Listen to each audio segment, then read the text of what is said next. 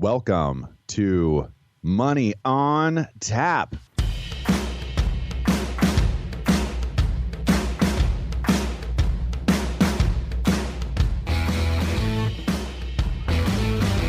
Money on Tap, your personal finance headquarters, where we bring out the professionals' experience and some fun in what we call three-dimensional investing, utilizing insurance, brokerage, and fee-based planning. That's what we do on this show. We look at all sides of the issues, and we bring a fully independent planning perspective to the table. Welcome. You're listening to Money on Tap. I'm Ben Brayshaw, joined here once again with Dan Michelon. We're so glad to have you with us today. We have an exciting show that I think is going to bring some real interest to kind of current events and what's going on with, as we title it, The Daily Bread, which I think is kind of a nice title for all that's going on in this world. You can reach us at 855-226-8551. You have questions, feel free to email us at info@yourmoneyontap.com. That's info@yourmoneyontap.com. Before we jump into our money in the news, let's talk a little bit about what we have coming up here, Dan. Yeah, so the the Daily Bread, right? So I'm going to talk about these expected food shortages, and there's a lot of news about that. We know Biden just had a press conference where that was kind of front and center, and it grabbed headlines all over the place. One of the points that came out of that was, at least at his present opinion, was that's not really a domestic issue so much as it is a global issue, but I think there's plenty of indicators around that say we might have some difficult times here ahead as well. I've seen some shelves a little more barren at the supermarket myself these days, and I'm not a frequenter of the supermarket. My wife blesses me with that that coverage, but it is scary. I mean, it really is something that I think we are staring down kind of the barrel of not having enough food potentially, or the cost of food being just so dramatic we can't afford it. Yeah, remember when COVID first set in, it was cleaning supplies and paper products, and everybody was freaking out and stockpiling, and I certainly did my share of that. But the notion of food being scarce. Were you the guy selling it out of the back of that tractor trailer, Dan, the toilet paper? I wish I was, but I was not. I have a basement full of it to attest to that. But yeah, those things are creature comforts, right, and not so necessary as food. So that's a significantly more concerning potential outcome here. Yeah, our goal for the show today is really to give you enough background, a lot of information, a lot of history, a lot of current events, to bring that all together to kind of set the stage for people to understand the commodity world a little bit in an investing manner. So there's going to be a lot of information. Some of it will be interesting. I think some of it might not be, topic of choice for some people. But I think at the end of the day, you'll understand how it's portfolio relevant and something to consider as you're moving forward and making decisions yourself. And we would welcome to have a conversation with you if you have questions about your investing and planning or trying to figure out retirement. Feel free to give us a call. We'd love to talk with you. But before we jump into to our show topic, we have money in the news.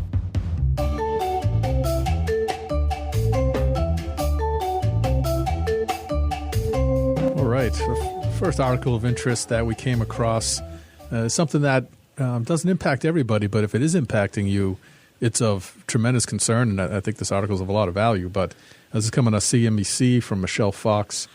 Most medical debt is coming off of credit reports. Here's what to do if yours doesn't. And really, the key facet here is that beginning on July 1, if you have medical debts that went to collections but were settled, they're going to begin to take those off your credit report, which, as anyone who's run into any kind of credit issue in the past, the lingering effects of a debt that you couldn't immediately address can really become a hassle in life. I think we've seen a massive uptick in health needs, even post-COVID. I think we've seen, just things happening all over the place. And that's scary, it's concerning, and it does cause financial weight on a company. I think it's interesting, Dan, we bring up these articles and we kind of promise to talk a little bit more about the investing side of why we even bring articles up. When there's a debt, there's somebody benefiting from that debt, right? It's not necessarily bad debt. You have to take on debt to get health care. We have been big proponents. We've been long healthcare for a while now. And with the baby boomers, I think with the development of the number of people being retired over the next 20 years, I'm a big bull on the healthcare space. I think, honestly, between medical devices and just general care, even if it's nationalized, which I'm not for, as you well know, I still think that is a very profitable sector long term, just because of the sheer demand of the aging population we have. And I think this debt concept and all the things we've gone through with the pandemic, there is money to be made in healthcare sectors because people just need care. Yeah, and the other end of this is as it applies to personal finances, whether that's something we counsel people on all the time, which isn't necessarily directly an investment issue, but as money gets tighter and money gets more expensive with rising interest rates, lenders are going to be more careful. They're going to scrutinize applications that much closer, and your credit score is going to become more and more important to you. There's been a long stretch of basically free money out there, and providers of credit, certainly got a little bit more lax under those circumstances. But when they begin to appreciate more and more the value of their loans and how much return they can get off of them, that credit score is going to become more important to you.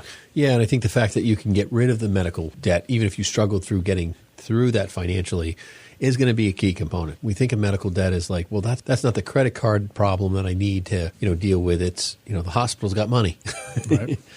So it's usually the last thing we deal with. But, we've all probably found, things in our credit report that shouldn't be there, whether they were errors or some kind of fraud or theft or who knows what. This is just another reminder to monitor those things closely. And, if it is a truly medical expense that you encountered and struggled to pay, be aware of these changes and these new rules about how those get reported, because if you can knock it off of there, take advantage.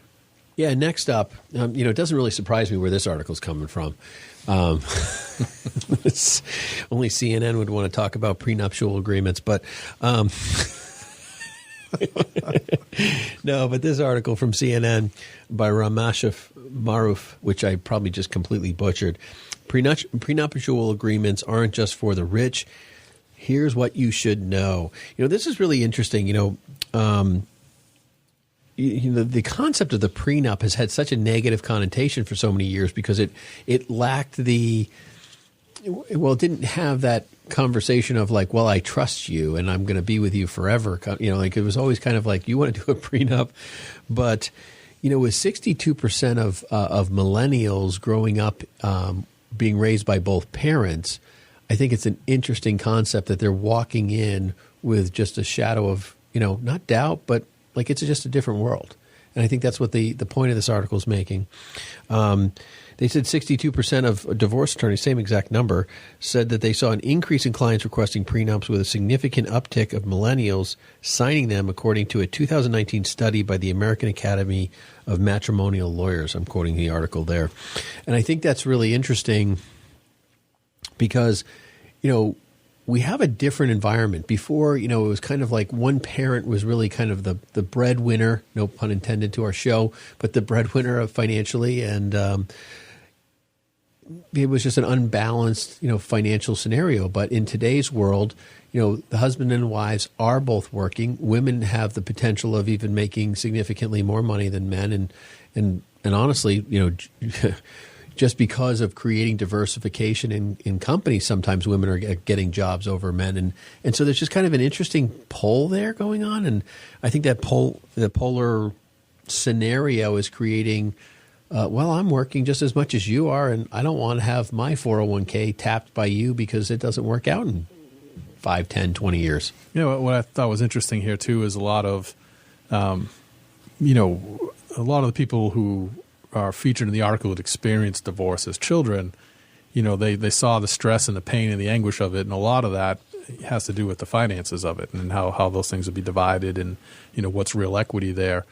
And what the benefit of doing this, at all ranges of wealth in advance of the actual wedding is that, you've basically settled in advance one of the more acrimonious and stressful parts of the whole process. So, if you've come to the conclusion so it's part of the process, Dan? We got to be careful. This is pre-planning. So, if you do reach the point in your marriage, unfortunately, it's not going to go forward, to take that major element of the argument of the story off the table, it makes that whole process a little easier. No, I know. I get it. It's so there's they reference Julia Rogers, who's the CEO and founder of Hello Prenup. I know. So that was kind of an interesting. It's kind of funny, right? Yeah, it is funny. So, but at the end of the day, there's some legitimacy to this. I can see that. I didn't enter my marriage with a prenup, but but I think it's interesting that the perspective there is just like one you'd have in business. I mean, it's really like, exit strategy. Yeah, it's just an exit strategy that we have. Like right. if something happens, we have a full exit strategy. It's just the way it works. It's just not really thought of in the kind of the biblical sense of what marriage is supposed to be, which is for life, right? So it's kind of an interesting. Well, it's certainly a different take on it, and for sure it's not for everybody. But a couple of things that are interesting to note in the article is, first off, you can't settle custody issues in this, right? So the kids are out of it. Yeah. So the yet to be born children can't be divvied up in a prenup. But the other thing that they suggest is that you don't do it the week before the wedding, in case there are issues to arise out of this conversation. That if this is something to contemplate, you want to do it 3 to 6 months out in advance of the wedding. So because I can't imagine this as an interesting idea as I kind of find it to be, it's probably an explosive conversation the first time. Yeah, I'm not. I don't think I would have the guts to bring it up. Yeah, that's a tough one to lay out there. Well, here's another one to dig out. I'm full of puns today, Dan. Well, this article's coming from Market Watch. It's by Tommy Kilgore. It's the Hycroft Mining Stocks Memester-introduced rocket ride is making AMC, the movie theater, a lot of money. So AMC just bought out a gold and silver mine. Some of our listeners may know about this, but it's they've laughed about it because it's completely. I mean, they've acknowledged that they knew they were going to take a lot of flack for a movie theater buying a gold and silver mine. One of the craziest things that came out of this pandemic is the whole meme stock idea, right? I mean, these companies that, and just to recap it for those who either weren't paying attention or maybe hadn't heard this in the past, there was a couple of companies that had extreme short interest. So they were just heavily shorted by other investors in the market. And people were just betting on the thing just crashing and burning. Yeah, they were terrible businesses that they knew were going to fail, and they placed their bets accordingly as far as the stock option goes. And, this one particular gentleman, I believe it started with, he noticed it, and he was on Wall Street Bets, which is just an investing forum for the general public. And he said, hey, listen, look at GameStop and AMC. These two companies the short positions of them are so high that these hedge funds are holding or not holding, right, and that they couldn't possibly fill them if we all buy the stock. And it drove the prices of these otherwise floundering companies absolutely through the roof. I mean, overnight, and really put these hedge funds in a position that was, truly terrible. I mean, they couldn't pay enough to even buy the shares. I'm feeling horrible about this. Yeah, I cried that night. But it's really amazing now that these companies, I'm glad to see that they were smart enough to take advantage of this. And, companies generally own a whole bunch of their own shares, of course. And when the CEO of AMC saw that, that his share price was it well $70 or $80 a share or something? That's one of my favorite stock stories. I sold it at 66, which is the absolute peak. I think I bought it at 5, but it was, he knew that the company was nowhere near worth the market cap that it represented, at that point. So he did the smart thing as a CEO, although it might have been tough to admit in the moment. He sold a ton of shares, raised $1.8 billion in cash from a company that wasn't worth in its sum total anywhere even close to that. Right. So they have $1.8 billion of cash on hand, and what do you do with it? He bought a gold mine. Yeah, that's what every movie theater would do, right? There's going to be a movie about that. Oh, yeah. So anyways, they made a $27.9 million investment in Hycroft, which was highly shorted. And back in March, it was at 29 cents a share. It's now trading in the $2 plus range. They've over doubled their money. They made $30 million on the $30 million they put in within a number of days. Yeah, within days. It's a good move. For a movie theater. That's a whole lot of popcorn. How do you want your popcorn? Gold on it? Yeah, seriously. Well, I think this is really interesting because there's just you brought it up. I mean, I give you full credit for it, but like AMC, GameStop, they basically have moved away from being, a movie theater and, a game, console/game provider to SPACs, to kind of like overall arching providers of all sorts of different resources, right? I mean, what is the story on this? Yeah, I mean, they just have cash on hand. In the acronym SPAC, Ben just used for those of you listening, it's a special acquisition company, which basically just says it's a company that already has a publicly traded symbol that will essentially lease their symbol out to a different business. Yeah. So that they don't have to go through the process of going public, which is time consuming and expensive. And if you're a company doing it for the first time, it's all encompassing. It can, knock you away from your focus of what you actually do. So if you can strike a deal to essentially rent a ticker, then you can trade publicly. Yeah, and I think the interesting piece about this is that even though AMC wasn't really officially doing a SPAC and they were buying someone else's or buying more of their shares of another company that was legitimately a penny stock, yeah, literally worth pennies. So, the idea that is the concept of it, I think this really sets the stage for a different conversation about companies stepping outside of their breadth of expertise, right? I mean, no matter how you define it, AMC is a movie theater company. Like, they understand movie theaters. I don't entirely understand movie theaters.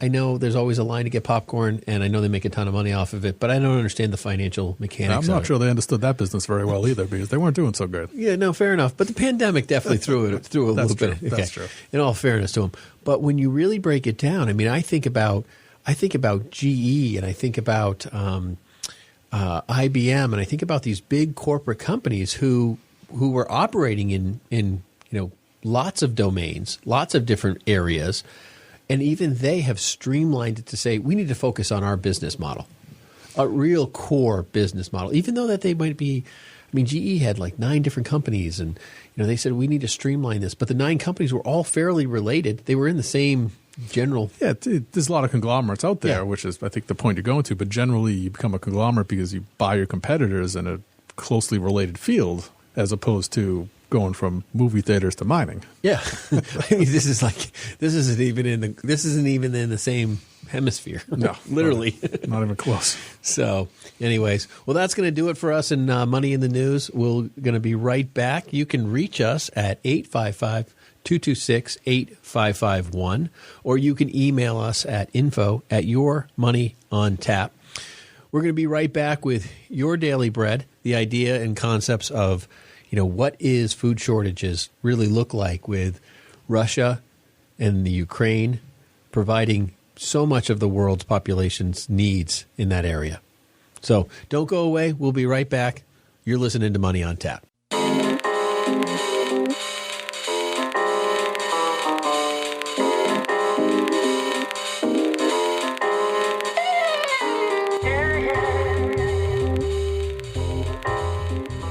Do you have an annuity?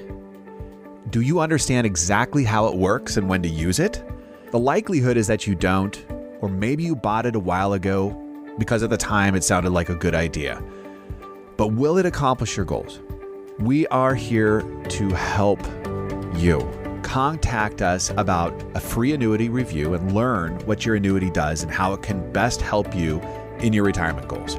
It's absolutely free to you. And if there's a better way for you to accomplish your goals, this is a great way for you to learn about those opportunities too. Take the time to get educated, get empowered, make your retirement a success. Call us at 855-226-8551 or info@yourmoneyontap.com. Now back to Money on Tap with Ben and Dan.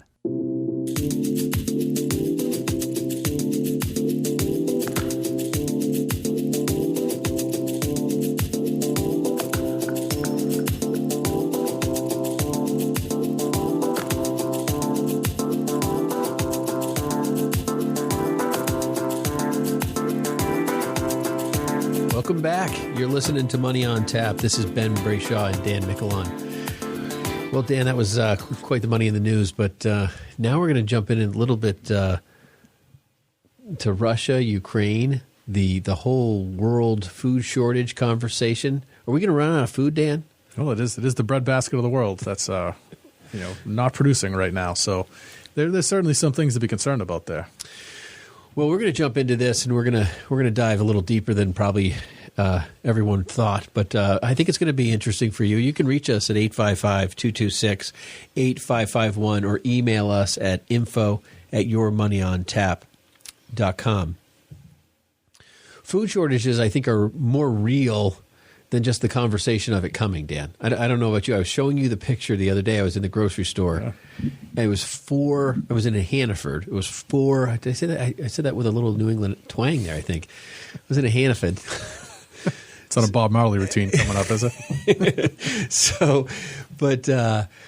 Yeah, I know, right? He's great. But 4 coolers of milk, almost completely void of milk. I mean, it was. I've never seen anything like that. Yeah, I saw it a couple of weeks ago with orange juice of all things. Just like, why would there be any issue with oranges in Florida, right? That should be fine. But yeah, there's a lot of news out there about the food shortage, and President Biden was saying that it's not going to be a domestic issue; it's more of a global thing, because we do provide plenty of these kind of the raw materials to produce food here domestically in the U.S. But the reality of it is when the world's in short supply, prices will go up. And, for whatever reason, supply chain, blame it on COVID, and we've heard all these excuses lately, right? Things are just harder to come by. And everybody experiences that. You cannot tell me it's not happening. And even if you do find it, it's more expensive. So this is an issue for us. The inflation in groceries has gone up 8.6% year over year, which when you're thinking of or speaking of just a critical piece of the budget, right? We all got to eat. And that's a pretty steep increase. Yeah, I think the thing is that inflation is such a painful experience when you're at the grocery store and you're realizing I just bought all the same stuff I bought before, but now it's $20, $30, $40 more than I paid last week. I mean, the jump is just been so sudden. I think that's really what people are looking at. We were looking at, a little over 400 days or something in office. And, we've just seen a drastic change. And, it's hard to conceptualize. But my wife and I were talking just about the cost of gas because, that's obviously not an 8% increase. It's a 100% increase. That's a real piece. And I think what people are realizing is not only are they paying more for gas, but if you don't drive, it doesn't matter to you. But it is coming out in the food. It's coming out in the deliveries. Everything revolves around gas and oil and all the consumption of it, getting all the food to the places. I mean, it's just a huge problem for us. And it's driving everyone to kind of gasp. This is kind of like, wow, is this going to end? Is it going to stop? But with this food shortage issue, that's only another component to drive inflation higher. And I think that's really where I get very concerned because I don't think we've seen – I think, the question is this the tip of the iceberg? Is there a massive inflationary coming? Are we looking at not only inflation but the inability to buy food? Because real hyperinflation. I remember, a year ago we used to joke about, you get the short list, or the short grocery list, and you're out. It's still $100, and you're like kicking yourself on the way out. Like, wow, how did that come to $100? Now you feel lucky if it's $100. Yeah, that's like, woo. Yeah, I got the easy one. So it's a real thing, for sure, and it's impacting everybody's budgets. Particularly the people who are listening on a fixed income. This is a significant hurdle now. And I think we're not talking about basic, we're not talking about complex purchases. We're not talking about buying your, almond milk and your, whatever from France, butter or cream or whatever you want to, we're talking about basic necessities. We're talking about corn, soy, wheat, barley. We're talking about all the essential basic ingredients that drive probably 60 to 80% of all consumed products on some level, right? It's like everything you look at involves one of these things. If you're gluten free, you're eating corn tortillas. Right. It doesn't really matter where you stand. If you're a vegan, maybe you luck out a little bit, but you're still eating a lot of bread, right? No, we're still feeling the effects of that Mexico avocado thing, and those are up 80%. It's an unrelated inflation spike, but it's still something else at the store, right? I know. I bought avocados the other day. I went grocery shopping, Dan. I don't do that very much. You know that about me. But I was like, I'm going to make some guacamole. Well, they were hard as could possibly be, so that was not happening anytime soon. And they were like $2 a piece. Yeah. And I was like, well, maybe I'm making guacamole for myself. Next month. Yeah. So, I mean, there's some real issues here with the food shortage. I think the thing is that, there's a lot of conversation that this is going to be, and as Biden put it, it's going to be localized to kind of the Middle East, like where, Russia and so forth, I don't know, Dan. I don't know that that's really the case, but I'm in doubt. But what are your thoughts? No, it certainly doesn't feel that way. I don't think so. And, I think clearly they're going to be in worse straits than we are, right? America can produce as much wheat and corn as we choose to. I mean, we're not pay people to not produce it. Yeah, I mean, we have a ton of waste in our whole entire food process. I mean, we've discussed that in the show in the past. As a terrible thing as that is, looking at the scale of what's about to happen globally, potentially, well, that's something we certainly need to remedy. And for a couple of good reasons. Number one, we can go sell it. Instead of wasting it, we can actually sell it to somebody. So we're going to have to wake up some of these farmers and ask them to see if their tractors still work. Fire up that John Deere, We get plenty of them in the Ukraine if we need them, but they come with a turret. Well, I think the thing is that we've Russia and the Ukraine, there's some pause here. There's some hopefulness. There's the idea that, maybe there's an end to this thing here soon. And I think we want to chat a little bit about the two roads, like a resolved scenario and an unresolved scenario. I think in more of the hopeful scenario, and I'm just going to jump into the resolved side. I mean, Ukraine has already said they've missed their season. Like, it's over. Like, this year is... The spring is happening. It's supposed to be fertilized and just starting to grow crops, and that's not going to happen. Right. I mean, there's tanks in these fields. There's potentially... ammunition that's live in those fields. I don't know, bombs, I mean, it's not potentially, it's there. Well, no, I know. But I mean, like, they don't even know for some of this stuff what's sure potentially under the ground. So there's a lot of work that they have to do just to create the safe zone to be able to do that. And I mean, we just got a long ways to go there to rehab it. And I mean, 70% of Ukraine is farmland. Yeah, I mean, and the challenge in the present sense is that it's the import-export game, right? So they import the fertilizer from Belarus and China and other places. Well, with the sanctions, they can't bring it in. And even if they were able to produce the crop, they export it through the Black Sea, in the southern ports, which are all occupied by the Russians right now. So there's clearly no shipping going on. So for this season, for this growing season, they truly are boxed in, and the world can expect probably close to nothing coming out of there. Well, and I think what a lot of people are really concerned about is not necessarily even the exporting of the food themselves, but actually the idea that Russia and Belarus are responsible for 40% of the global exports of potash, which is fertilizer, globally.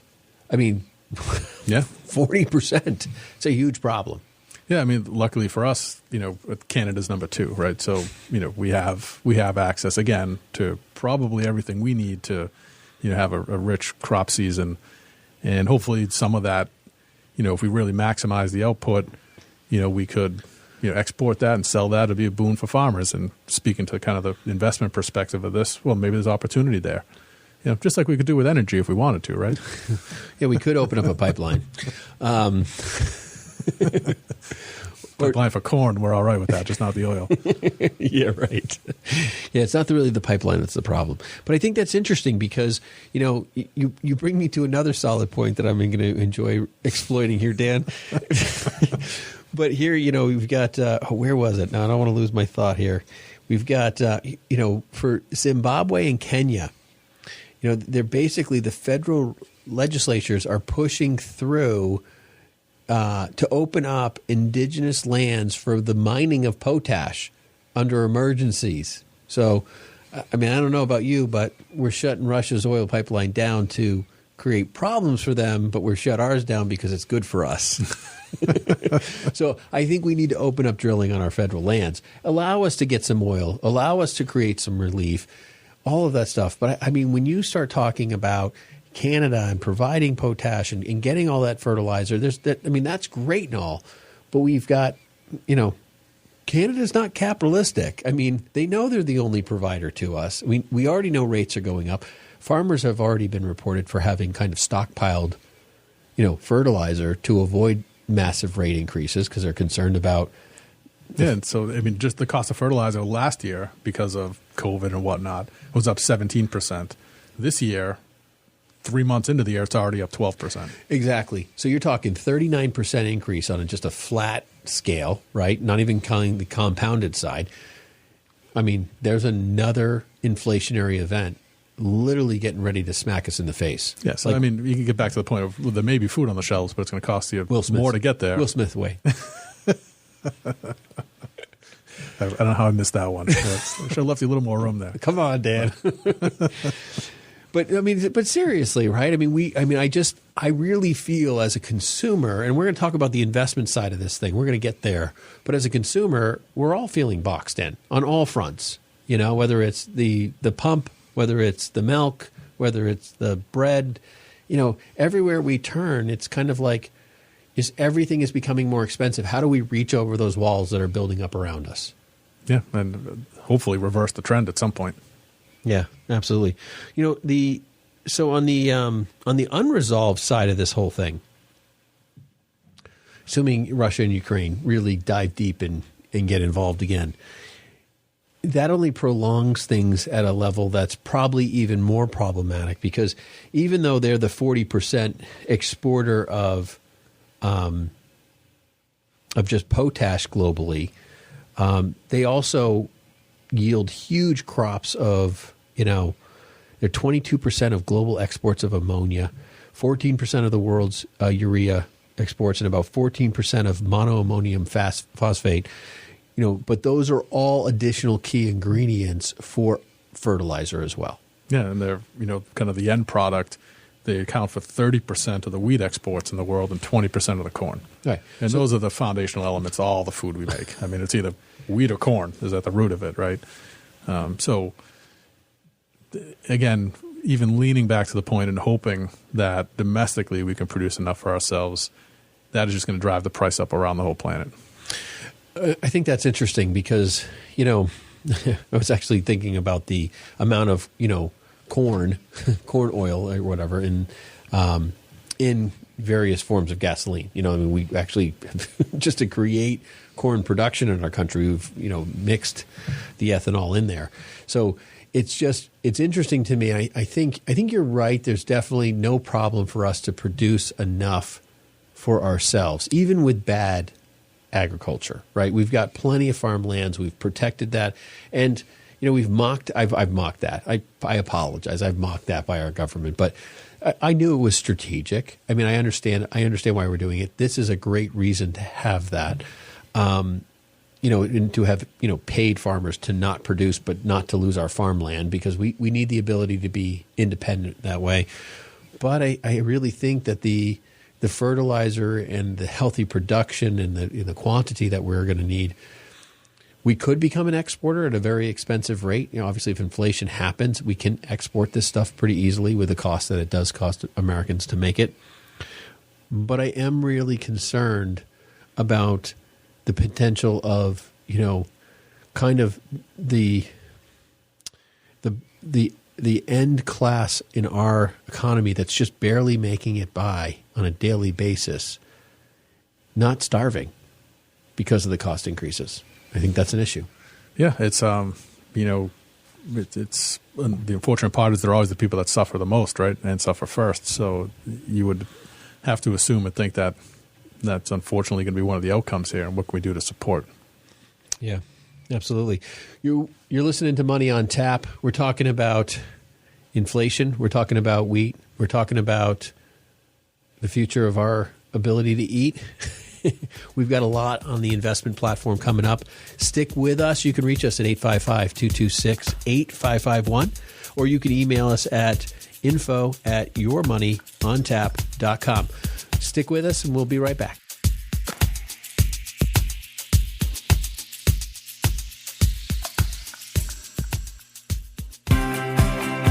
On this Cliff Notes edition of Money on Tap, Seth, Ben, and Dan discuss this recent headline. something that's probably interesting to all of us collectors. So things that our listeners don't know about Dan is Dan worked at a baseball card shop. We did. Last week. When he was a teenager. And I'm a big baseball card collector. I collected baseball cards my whole life. So we have a lot in common in that area. But this article from Peter Atkin, off of Fox Business, talks about the Batman #1 copy sells for $1.8 million, but it's only in fractional share ownership. This is really interesting. It's very interesting because there's a lot of collectible stuff that's becoming kind of like you own it, but you don't have it kind of stuff, whether it's electronic or physical. But this near mint condition of the Batman #1 comic goes on sale, and it's $1.8 million, and I think they're selling it in 10 lots, right? $10 shares. Yeah. 180,000 total shares out there. But they do have one stipulation built in that nobody can buy more than 10% of 10%, it. that's what, yeah. Yeah, so if you were one of those collectors out there that just looked at one of these things and was thinking, gosh, there's no way I could ever possibly participate in that other than just watching the news, this could be a great opportunity for you to become an owner, one of many owners inside of something that you genuinely are passionate about. And it's a kind of a unique opportunity for people that are in this whole deal. You know, we've talked a lot about like the NFTs and all these other structures out there that are becoming available for investments or ownership. Neat to see people thinking outside the box of how they can participate in different kinds of ownership and different kinds of investing. Yeah, and it gets into the idea that that's what's going on here. I mean, they're talking about all sorts of various art treasures. I kind of thought it was a little humorous that the portrait of Jesus Christ is selling for $45.4 million. And if you thought that buying your way into heaven was an opportunity, that seems like a cheap price, I guess. But I'm not in that camp. So, I mean, it's just very interesting of all the different pieces of this world that they're selling in this capacity because people want to say, I own that. Next up, now this is interesting. I'm going to pass this over to Seth. Seth, you're up. Yeah. Talking about different structures and things that are becoming popular. One of them that we've seen come to the market has been in the subscription services. If you haven't seen, there's movie subscription services and outside of Netflix and all of those things, of course, there's clothing subscription services where they send you these boxes like once a month and you kind of sign up for these things and it kind of rotates through your closet.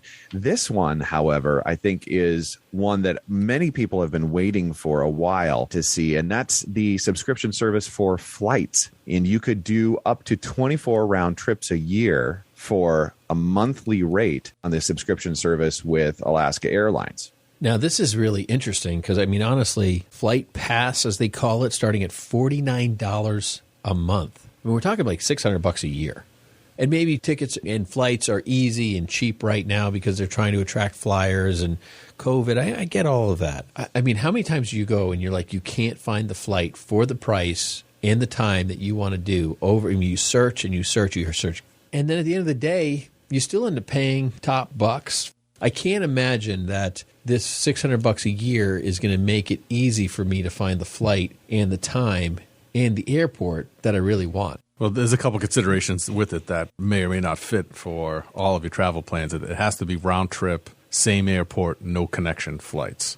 If they don't fix, how to buy an airplane ticket without having to figure out how to do which one's the cheapest to have your bag or not have your bag, and they got so much storage underneath these airlines. It just seems silly that we have to fight about whether you have a bag or not, and it's going to change your price. So they've got to figure this thing out, I think, on the overall airlines world, because we've got mergers, we've got COVID, we've got the financials of airlines are struggling. There's just one problem after another. So a subscription service sounds interesting, but I feel like this is going to look more like my frequent flyer airline miles. They don't really amount to much.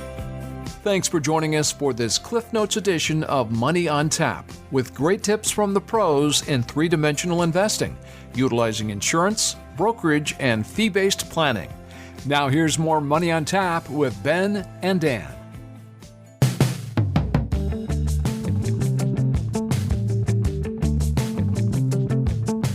Welcome back. You're listening to Money on Tap. You can reach us at 855-226-8551 or email us at info@yourmoneyontap.com. I'm Ben Brayshaw, and I'm joined here again with Dan Michelon. We are talking about some of the food shortages, and we're going to start getting a little bit into the investing and understanding where some of these things play and some ideas of maybe where movements might be as we move forward. We talked a little bit about Russia and Belarus being combined the largest level of exportation of potash fertilizer globally. But, Dan, who's the largest individual exporter? Yeah, the number one country for exports there is Canada, in fact. So, and they export here to the U.S., to Brazil, really all around the world. So it's good to have such a critical neighbor when it comes to some of these natural resources, because you would think, obviously, if there's some kind of domestic issue, we would be probably first in line to pick up some of those exports. But it's a critical element to this whole farming and growth process and the production of all these different crops. And, it's honestly something we started looking at, probably 5 or 6 months ago, certainly way before the conflict. This notion of fertilizer came up, and there was anticipation even early on, prior to the conflict, that there was going to be worldwide shortages, some of it having to do with geopolitical stuff going on, already in Russia and some of the sanctions they were under, and China. And, it seems like forever those countries are an issue here for us as both a purchaser and seller of goods. So, the need for it is clear. The impact it has on the global dynamics of how we all eat is clear. So the ability to have access to it domestically is just a critical factor. Yeah, and I think this is a big issue. And I think, what's interesting is, and where's China on that list, Dan? They were fifth. And so... Fourth. And the other thing is we're dealing with this whole other complex scenario where China is shutting down over another COVID scenario. And, they're the fourth producer of fertilizer. So 3 of the top 4 are off the board at this point. Yeah, we're talking over half of the world's fertilizers shut down. And, I think the thing is, it's not like we can't grow food without fertilizer. We just can't grow good food or enough of it, right? So it's like, hey, we can all plant a tree in the backyard and eventually it will grow, but that doesn't mean that tree is going to be vibrant and strong and it's going to yield strong fruit. And I think that's the one thing that, hey, we can get some stuff, but it might not have the nutrients. It might not have the things our body needs to be able to function well itself. I mean, there's all these compounded issues, and I'm not, I have 0 medical degrees, but I think we have to understand that, raw consumption needs to be healthy, right? And that's why we use fertilizer to have fruitful, strong crops. And so as we go through that, you start thinking about, okay, well, China's in the top 10 fertilizing producers in the world as well. So we've got a lot of different things that are going to drive this stuff up. And with fertilizer, you have a worldwide demand for fertilizer, and you got less than half of it being exported. And it's all China. It's all basically Canada. You have countries making exceptions to their, protected forests and so forth to export potash and to mine it. There's a lot of moving parts here because, just because they want to mine it doesn't mean they're going to have it tomorrow in a bag to go put it in the ground. I mean, you would have to think, this growing season, almost on a global scale is going to be somewhat shot. Yeah. Because we couldn't decide to just plant, crops today, and, even smack dab in the middle of Iowa, and expect to have a bountiful crop anytime soon. I would actually probably, I have 0 evidence of this, but I would probably think that there's probably more foreshadowing on that for the same reason that, a lot of these farmers have already stockpiled, fertilizer. Yeah, we talked about the price increases that were already in effect pre-conflict. So you would think, the wisest amongst them would have already been like, hey, listen, we're planting even though the government's paying us not to. Because there's going to be a market for it. Hopefully there's enough of them with foresight to have done that, yeah. Yeah. And, if they're stockpiling fertilizer, I think they've got that foresight.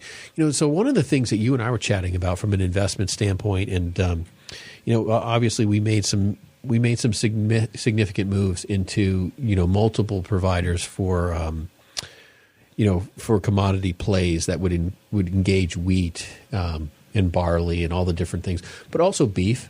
Cattle, we took a position that held some exposure there too, and we did that earlier this month. There was a huge pullback in it. We were trying to get into it earlier. We didn't want to jump into it too soon, and I think we took a nice position. We've seen some decent performance from that since. But I also think that there's some real conversation around the investment in domestic food producers. No, absolutely. Yeah, I mean, again, going back to the issue of, what's on the shelves and, what can you even buy? But people who are, producing packaged and prepared food, you would think that market is just going to really skyrocket. Yeah, and I really think that we probably haven't seen what that means just yet, and the exposure piece to that. And I'm also curious where I'm also very interested in how the inflationary environments are going to affect kind of the fake meat market.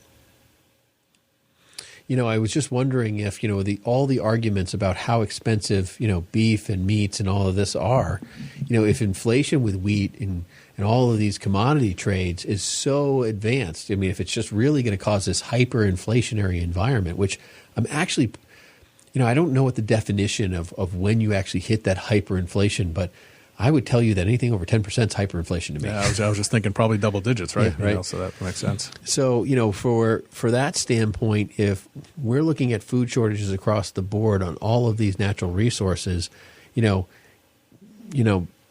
think beef's going to be the cheap option. And I think that's going to be an interesting play. I think there's going to be more demand for beef and chicken just because, Well, the hard part to that is, what do you feed these things? The cows and the chickens, they get fed these same materials that we grow from. Yeah, the grains are hard. That's true. I mean, I'm a grass-fed beef kind of preferred person, Dan. So, I mean, you met my wife, right? So maybe that's going to be a more natural cattle. But I was, just thinking about, buying. We used to split cows with people and stuff like that. We've done that a number of times with local farms.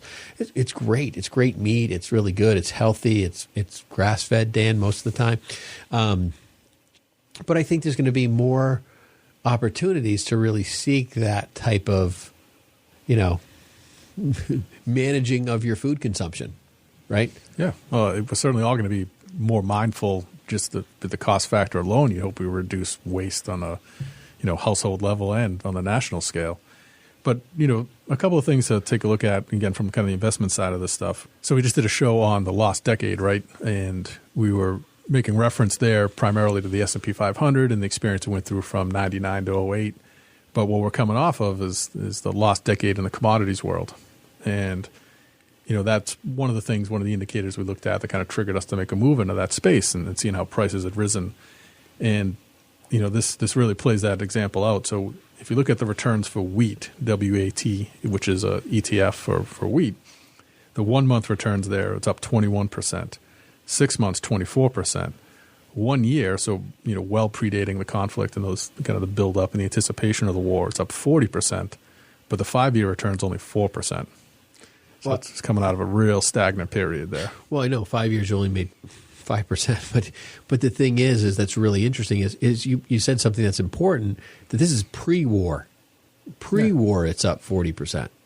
Like to now, obviously it counts the war, but where was it right when the conflict started? 6 months? What was it? 21% in a month and 24% in 6. Right. So you're looking at a huge sway here.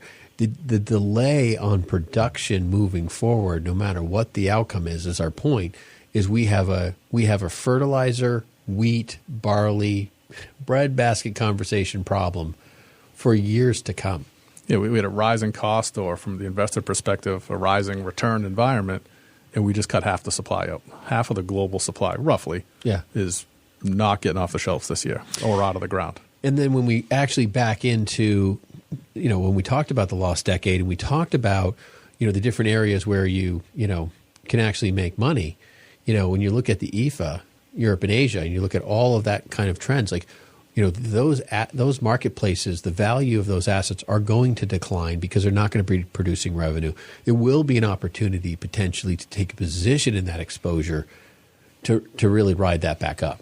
Yeah, and so, who's going to fill the gap here? Somebody's going to do that. Is that these South American producers? Is it going to be us here in the U.S.? Obviously, Canada is well positioned for some of these materials. The problem that scares me about that is if we become a massive exporter, just because of where our minimum wages are, the expenses. We live in the most expensive. If you make If you just collect on Social Security, we did this show a long time ago. If you just collect on Social Security, you're in the top 1% wealthiest people in the world. Just Social Security people collecting in the United States. So for us to be an exporter of agricultural goods, which is why we pay farmers not to produce, okay, it just doesn't make any financial sense globally. Because, I mean, people who are buying things in the peso are not wanting to buy, a piece of corn for $1 from us. Right. I mean, they're not going to be smashing that corn for $1. So want to and need to. Exactly. So I think that's the piece that I think concerns me about what we'll be paying at the shelf ourselves, because the export demand will be so large. And now you're going to have countries stepping in, paying for the food for their people at rates, which is just going to send the demand level astronomically high. I mean, I think we're looking at major financial problems. I think when Biden's talking about food shortages and that it will or won't hit us domestically, I think that's a load of garbage. Transitory. Yeah, it's another transitory that will turn into permanent. And I think we need to be careful. We think about this stuff. I was listening to Jan Markell. I referenced this one other show a while ago, Understanding the Times. I like listening to her from time to time. Love to get her on the show sometime. But she was just talking about, how the Bible references, indirectly the demand that, a loaf of bread will be a day's wages. The idea that wheat and barley will be, those types of commodities will be a scarcity, that it will cost you an entire day's worth of work to get a loaf of bread. I think that's a very interesting parallel in today's world. Hopefully that's not where we're headed here.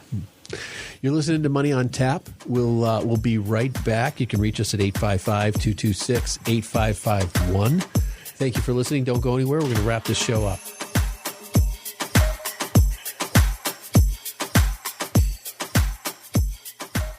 Call us today at 855-226-8551 and get your free consultation with Ben Brayshaw or Seth Krussman or any one of our partners, and find out what's going on in your plan, your estate plan, your financial plan, or what you're planning at all, if nothing.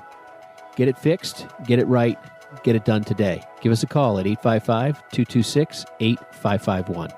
Now back to Money on Tap with Ben and Dan.